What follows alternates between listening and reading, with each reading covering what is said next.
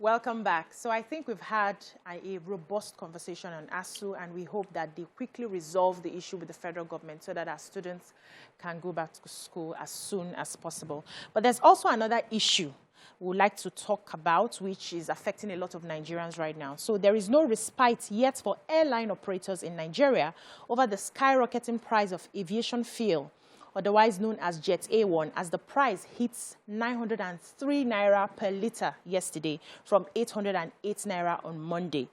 This is according to the Daily Trust report. And they said the development has put pressure on airline tickets, with passengers paying as much as 200,000 for a return Lagos-Abuja ticket, while Lagos-Kano return is between 150,000 naira and 200,000 naira, depending on the time of the day.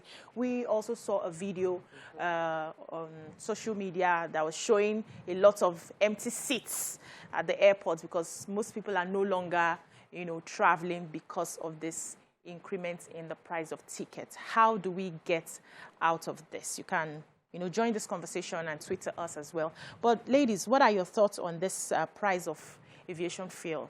And how do you think we can begin to come out of it? People need to travel to do business. So I think that a thriving aviation industry is concurrent with a thriving economy. Nigeria is not that big. Okay. We're populous, but we're not that big in terms of land mass. Everywhere in Nigeria, the distance is about an hour, from Lagos. Anyway, let me use that. On a plane. Mm-hmm. And it increases efficiency. I launched an estate in Benin. And the reason I could launch the estate in Benin is because I knew that Lagos to Benin via plane was 35 minutes. And so I can go in, check my site on what's going on, and dash out. And I can create business there, even while. So the economy is not just Lagos alone. The aviation sector, if it doesn't work, if the aviation sector doesn't work, it would mean people will be reluctant to do businesses in other parts of the country where it would take them hours to get there. Insecurity. When we have challenges with, I'm driving on the road, we are entering some funny corners, you don't know who will lay you on the road, people prefer, let's fly to the place as a shorter way to do business. Yes. Everybody is not going to fly, but the quality of business that will take place will be more when flight can take you from one point to the other. When I'm in America and I see local flights, you see thousands of flights every day in America. Local flights, just within the country. People are just moving. It shows trade. Now, 2 airlines are folded up in this year because of inability to sustain funding. I believe strongly that the government is not, this is not a conversation just around let's help the sector, because the issues facing the sector is the same issue facing manufacturing. Diesel price has gone up. Aviation fuel is now 900. Like, this is just like 200 and something. Wow. It is too far apart. What can be done? When challenging situation comes up, there is need for innovative strategic thinking. You cannot do the same thing you were doing before. There must be collaboration. You cannot have which is why they are delayed flights. And I think don't delay the flights. Just book, have 2 flights in a day and let it be full.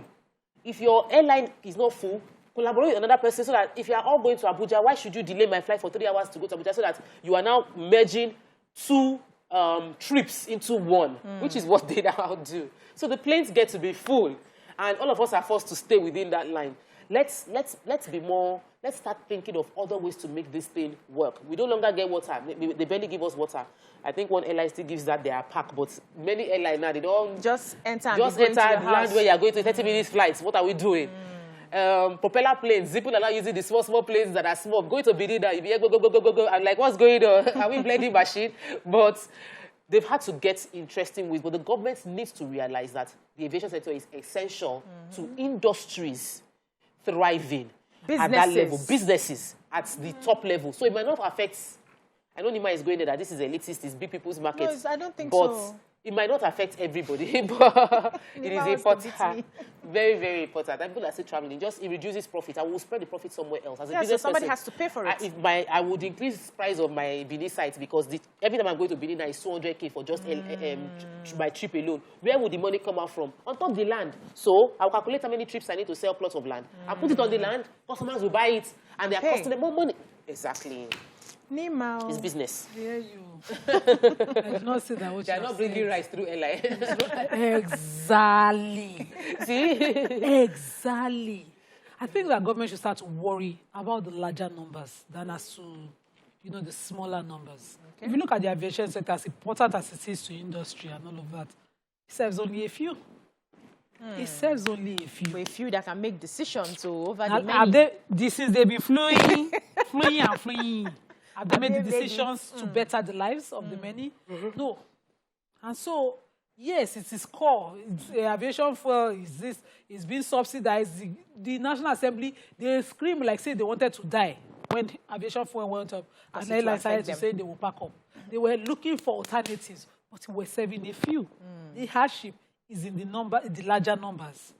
And it's painful that we want to focus this way, as opposed to focusing on diesel. That employment will, is suffering because of that. Manufacturing is suffering, and at the end of the day, our currency is losing value because of it. I don't pray for a Zimbabwe. God forbid. I heard that this was like, I do not pray.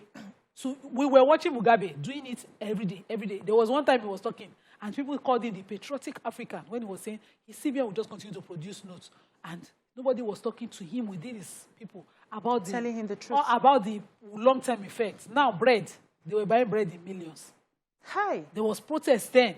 I don't even want to recollect watching those videos on one popular TV station with my dad. I don't even want to leave it. I don't pray that's Nigerian story.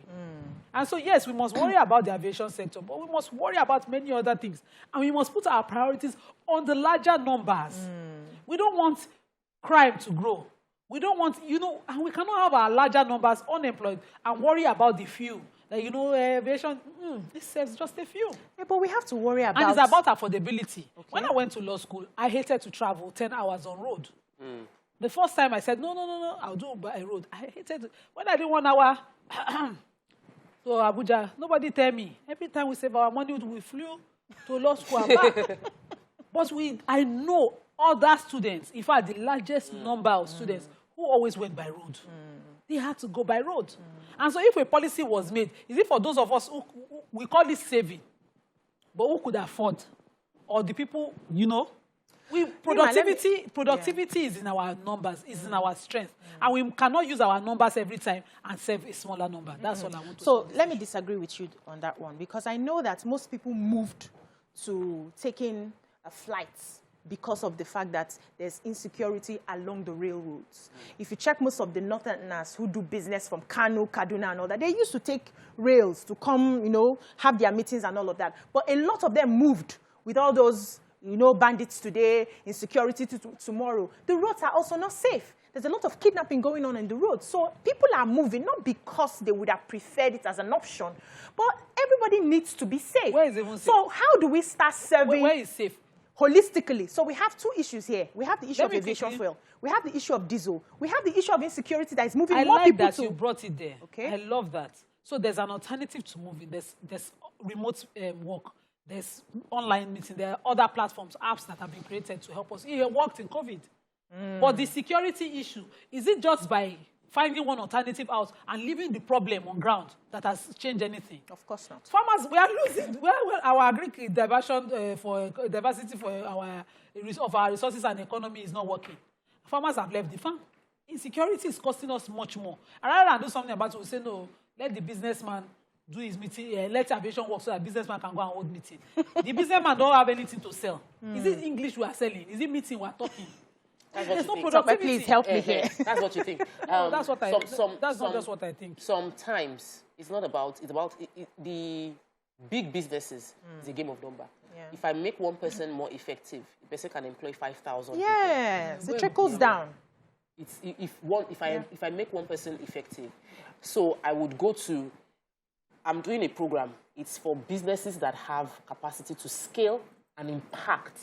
And so employ more people. Yes. So the conversation is not about every business.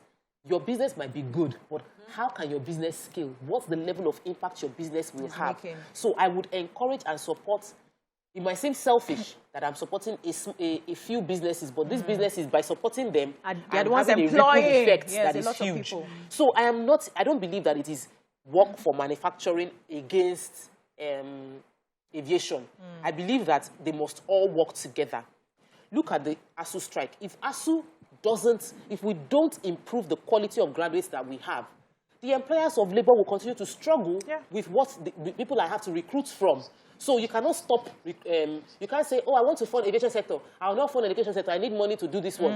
Fund education sector, because when the education sector works, we can have more innovation that probably would drive down the cost within the aviation sector. All of them are interwoven. They all work together. We can't do one and leave the other. But Nima, I'll come back to you, please. Let's quickly take this call. Ikechukwu from Enugu. Good morning, Ikechukwu.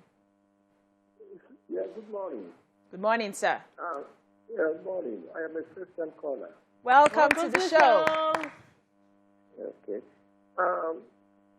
You ladies are discussing about the aviation fuel, right? Yes, sir. Yes, it is scary. The Nigerian economy is gradually sinking, and the government is not helping issues. Allowing the boats to sink is going to cause us a very serious problem. I could remember that is in the 80s. I boarded a flight from Enugu to Lagos, Nigeria Airways. 35 naira, VAT 2 naira, which is 37 naira. But now, how much is it? Just we are talking about 1980. Yes. People cannot even fly now.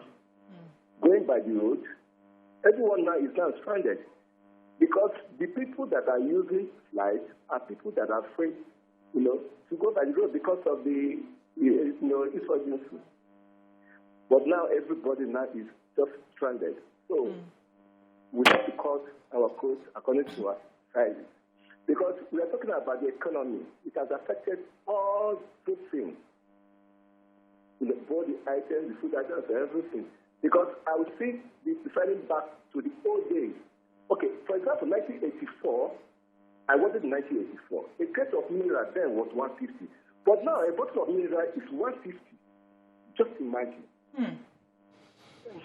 Thank you, Ikechukwu, for that call. With the statistics and the comparison but when she now said that they are interwoven, I would leave it there. Yeah, they are. The MSMEs account for this.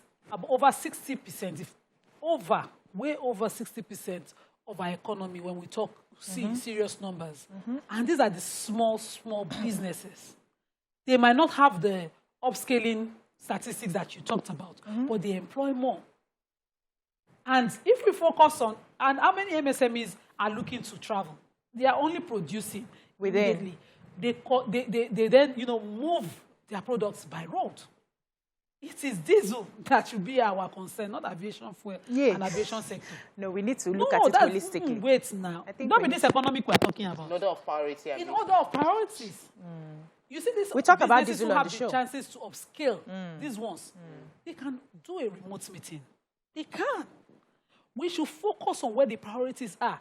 Our MSMEs are now folding up. Nima, do you know how many MSMEs are our medium-scale enterprises are folding up. Okay. Let me quickly take this call. I'll come back to you. Ernest from Lokoja. Good morning, Ernest. Good morning, my good people. Good morning, sir. Okay, I'm Ernest calling from Lokoja. We can hear you, sir.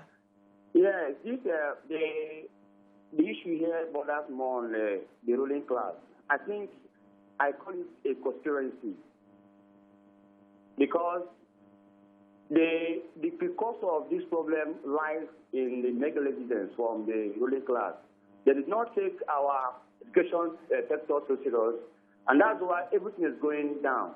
So nobody talks about education because of they don't care. All we hear now is the flights, how they can fly in and fly. If there's a law that says that the government of the day, nobody should be allowed to take a flight if our road is bad, then there will be a kind of reaction from the ruling class. Because nobody cares. The road is bad and they don't want money to take the flight. And that's why they're all, fighting to put the blame.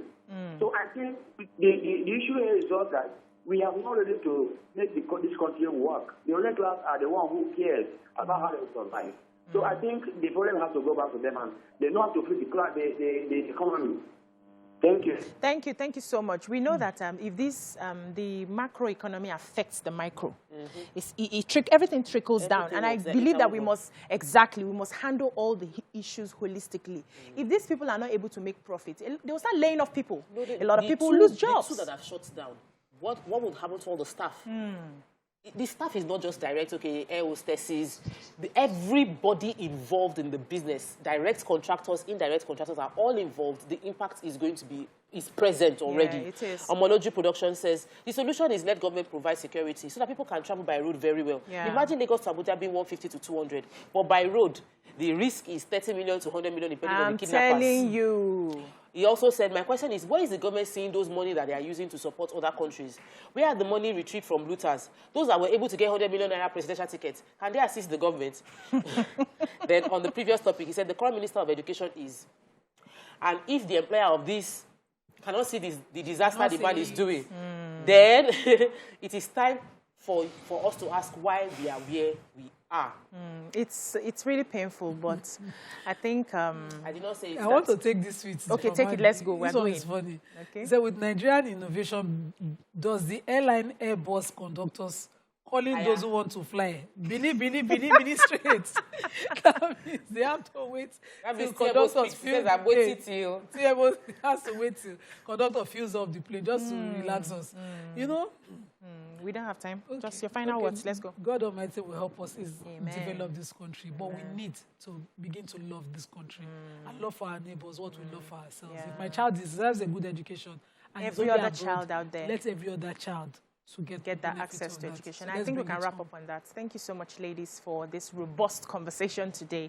And we hope that ASU and the federal government can do something quickly so that our students will go back to school. On the matter of aviation fuel, I don't know how we can give solution to that. We're just hoping that everything will work out well for our country, Nigeria.